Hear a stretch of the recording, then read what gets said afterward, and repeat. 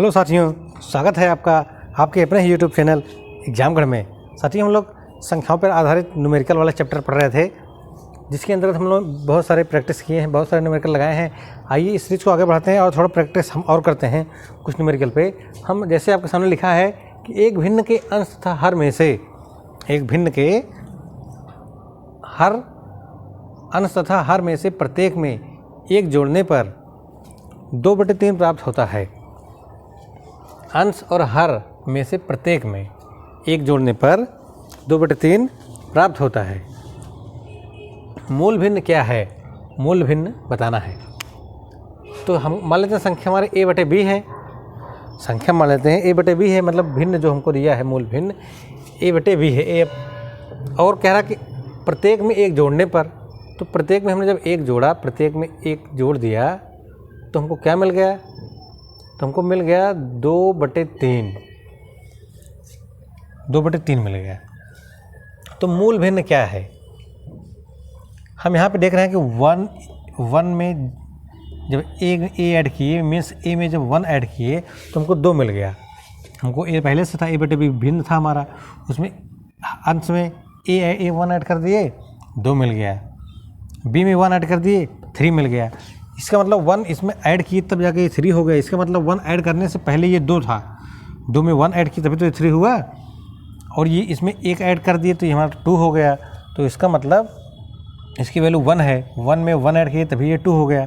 तो बस हमारा सीधा सीधा निकल गया आंसर। तो यहाँ से हमको निकल गया a + 1 = 2। यहाँ से हम देख रहे हैं a + 1 = 2। तो यहाँ से हमको क्या मिल गया? a = ये 2 प्लस है, जाकर माइनस हो जाएगा, मीन्स 1, a = 1। ये फिर नॉर्मली हम ऐसे समझ सकते हैं कि a में एक जोड़ दिया गया तो 2 हो गया, तो इसका मतलब इसकी वैल्यू थी 1, इसकी वैल्यू 1 थी, 1 में एक और जोड़ दिया गया तभी ये 2 हुआ। तो इसकी वैल्यू 2 है, 2 में एक और जोड़ दिया गया तभी 3 हो गया। तो बस यहाँ से हम देख रहे हैं डायरेक्टली b = 2।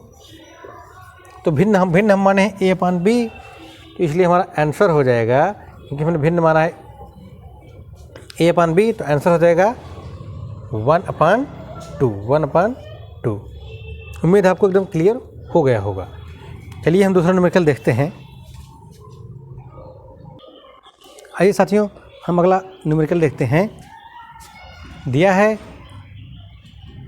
एक भिन्न के अंश में 20% तथा हर में 25% वृद्धि करने पर प्राप्त भिन्न 3/5 प्राप्त होता है। एक भिन्न के अंश में 20% तथा हर में 25% वृद्धि करने पर हमको जो भिन्न प्राप्त होता है, भिन्न 3/5 प्राप्त होता है। मूल भिन्न क्या है? आइए इसे सॉल्व करने की कोशिश करते हैं। मान लेते हैं हमारे पास भिन्न था, जो भिन्न हमको हमारे पास था वो a/b था, a/b था हमारे पास भिन्न। या फिर इसी को हम कह सकते हैं कि चाहे इसको हम 100a और 100b भी मान के सॉल्व कर सकते हैं। सबसे आसान रहेगा 100a 100b मान लेते हैं। इसको मान लेते हैं 100a और ये हमारा 100b। 100a है बटे 100b। तब भी हम इसको सॉल्व करेंगे जब ये इसमें 20% की वृद्धि हुई, इसमें 20% और इसमें 25%। चलो इसको 100 छोड़ दो, ऐसे रहने दो। भिन्न हमारा है a/b, इसमें वृद्धि हुई 20% और 25% की, मीन्स इतना का 120%, इतना का 120% और 125%। 20% तथा 25% की वृद्धि होती है, 20% तथा 25% की वृद्धि होती है।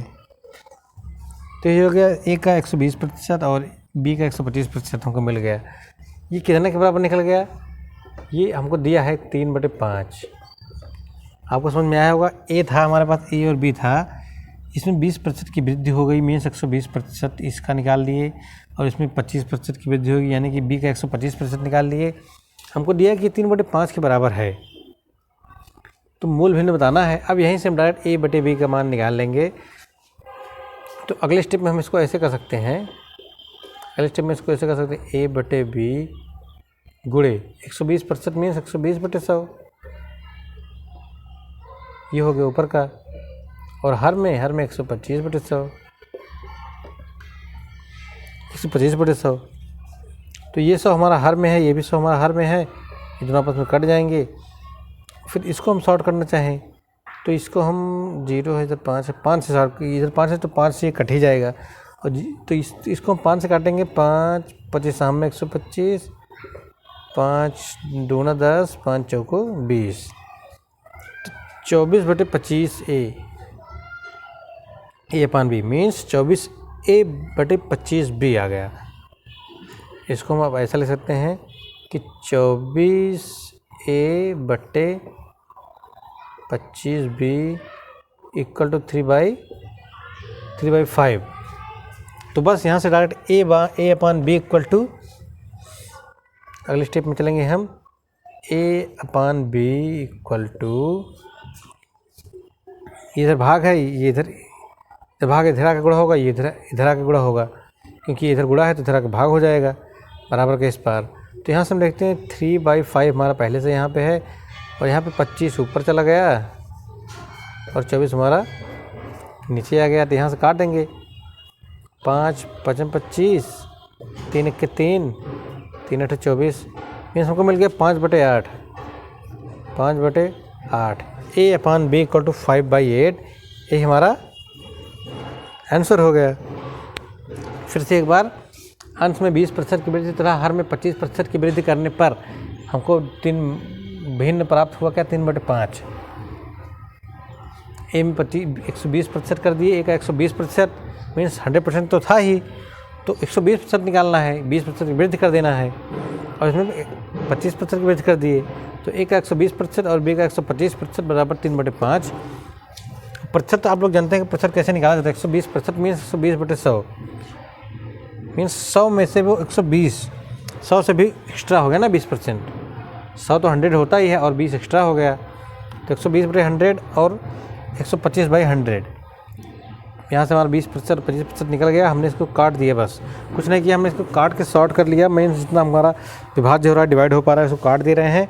काटने के बाद हमने सॉल्व किया तो देख रहे हैं 24/25 आ गया। ए बाई बी तो हमारा पहले से है, तो 24/25 भी, और यहाँ से ए बाई बी का मान निकाल लिए। मीन्स इधर जो गुणा है उसको भाग कर देंगे, जो भाग है गुणा कर देंगे, और हमारा आंसर निकल गया, हमारा आंसर आ गया 5/8। आपको क्लियर हो गया होगा। आइए हम अगला वीडियो देखते हैं, अगला न्यूमेरिकल देखते हैं। हमको दिया है दो संख्याओं के योगफल तथा गुणनफल क्रमशः 11 तथा 18 हैं। दो संख्याओं के योगफल तथा गुणनफल क्रमशः 11 तथा 18 हैं। इन संख्याओं के व्युत्क्रमों का योगफल कितना होगा?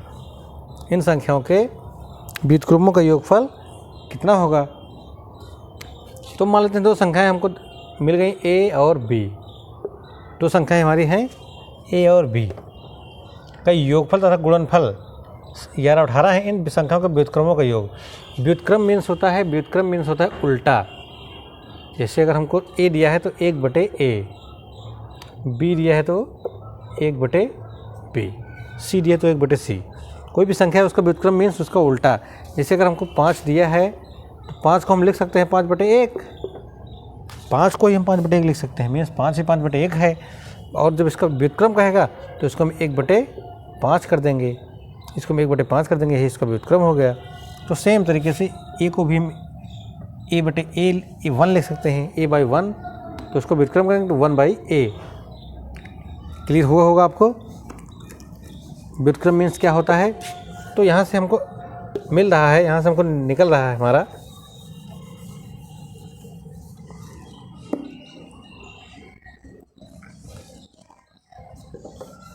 व्युत्क्रम को हम जोड़ेंगे। दिया है व्युत्क्रमों का योग, व्युत्क्रमों का योगफल कितना होगा? योगफल मीन्स 1/a + 1/b, हमारा व्युत्क्रम हो गया। इसको जोड़ेंगे तो इसका आंसर निकलेगा। तो इसको हम एलसीएम सॉल्व करना हम सीखे, हमने आपको बताया है पिछली वीडियो में। जो लोग पिछली वीडियो नहीं देखे हैं या फिर जो लोग एलसीएम नहीं निकालना जानते हैं, कैसे एलसीएम वाले या भिन्न वाले सवालों को कैसे जोड़ घटाव गुणा भाग होता है, तो हमारा पिछला न्यूमेरिकल देख सकते हैं, पिछला वीडियो हमारा देख सकते हैं और प्लेलिस्ट में जाके बहुत सारी जानकारियाँ प्राप्त कर सकते हैं। एकदम बेसिक से हमने पढ़ाया हुआ है।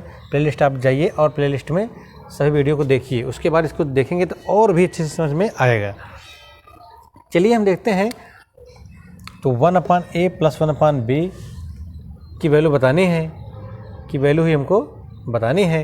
तो यहाँ से इसको एलसीएम की तरह सॉल्व करेंगे, मीन्स b गुणे a, मीन्स इसको इसमें गुणा करेंगे b से 1b प्लस a बटे ab। एलसीएम निकालना सीखे होंगे आप। इसको इससे गुणा करेंगे, दो संख्याओं का एलसीएम है तो इसको इससे गुणा करेंगे, इसको इससे गुणा करेंगे और दोनों को आपस में गुणा कर देंगे, हमारा निकल जाएगा। तो यहाँ से हम देख रहे हैं b + a और a × b मीन्स गुणा हो गया। b + a मीन्स संख्याओं का योग और संख्याओं का गुणनफल मिल गया हमको। संख्याओं का योग और संख्याओं का गुणनफल मिल गया हमको। तो संख्याओं का योग और गुणनफल दोनों दिया हुआ है। योगफल हमारा 11 है और गुणनफल हमारा 18 है। तो मीन्स ये योगफल हो गया, यहाँ से हमारा मिल गया 11 और गुणनफल मिल हो गया हमारा 18। तो बस संख्याओं का व्युत्क्रम, इसी को बताना था व्युत्क्रमों का योग। तो व्युत्क्रमों का योग किया हमने, हमको ये मिल गया और इसकी वैल्यू रख दिया, हमारा आंसर निकल गया। तो यही हमारा आंसर हो गया। ऐसे सवाल बहुत ही ईजी होते हैं, आप लोग ऐसे सवालों को प्रैक्टिस कीजिए।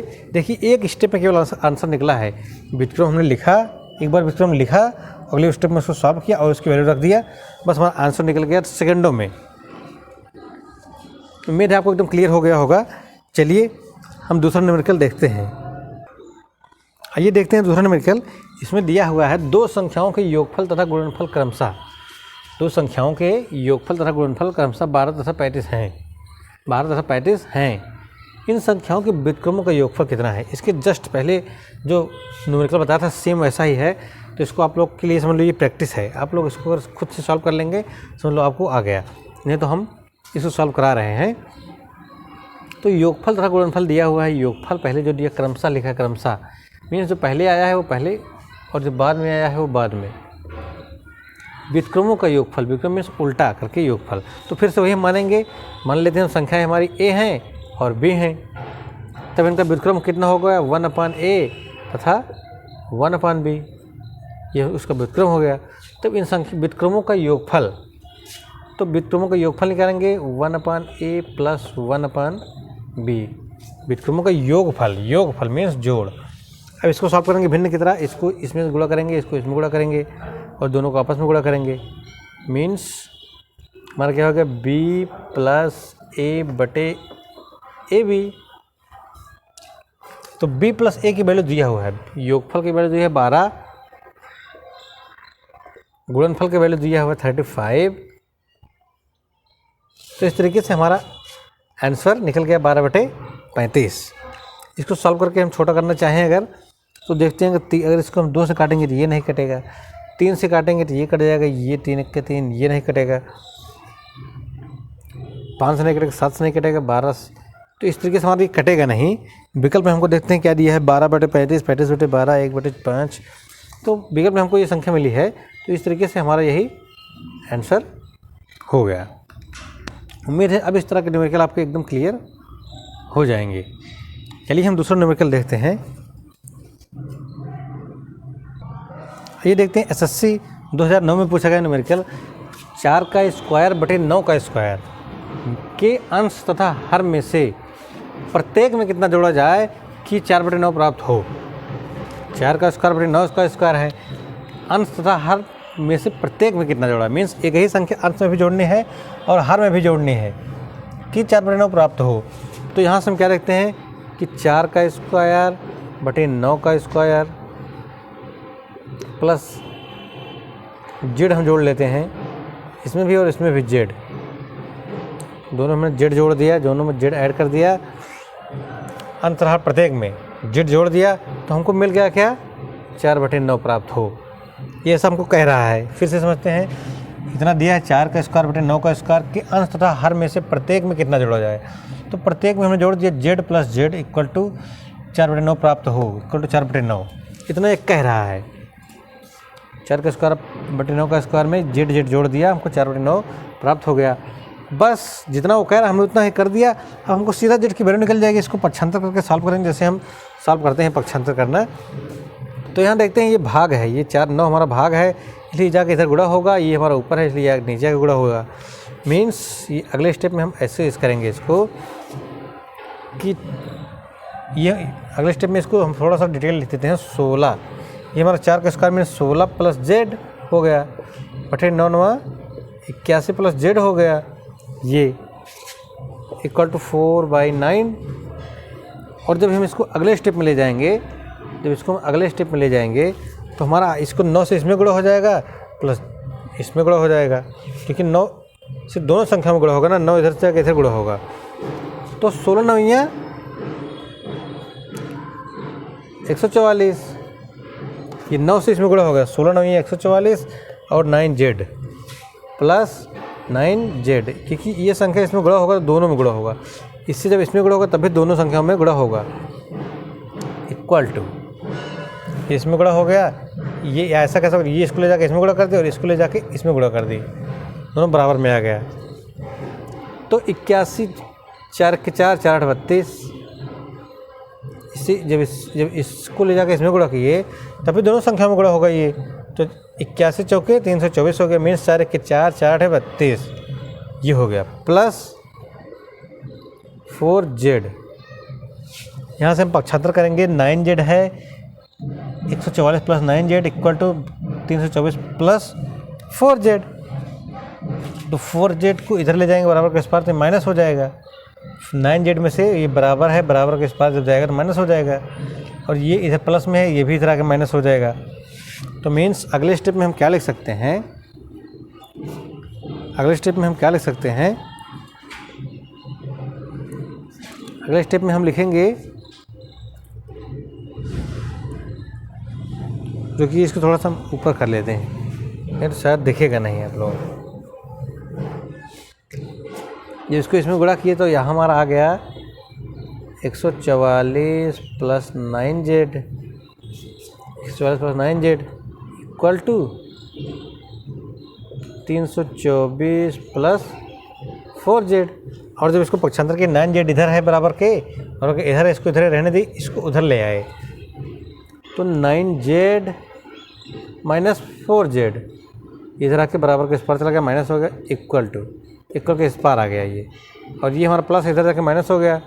324 माइनस 144।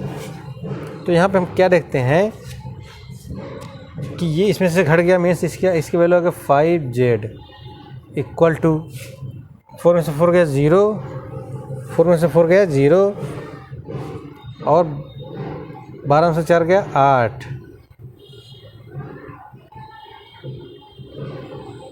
और ये हमारा 1 बच गया 180। फिर यहाँ से 5z इक्वल टू 180, तो z इक्वल टू 180 बटे 5, क्योंकि इसमें गुणा तो इधर का भाग हो गया। 5 से काटेंगे, 5 3 15, 3 बच गया, 5 6 के 30, 36 आ गया। तो बस z की वैल्यू निकल गई। हमको निकालना क्या था, में कितना जोड़ा जाए, तो जेड ही जोड़े हैं, जेड के वैल्यू जेड इक्वल टू 36। तो ये हमारा आंसर हो गया, आंसर हो गया हमारा 36, आंसर हो गया 36।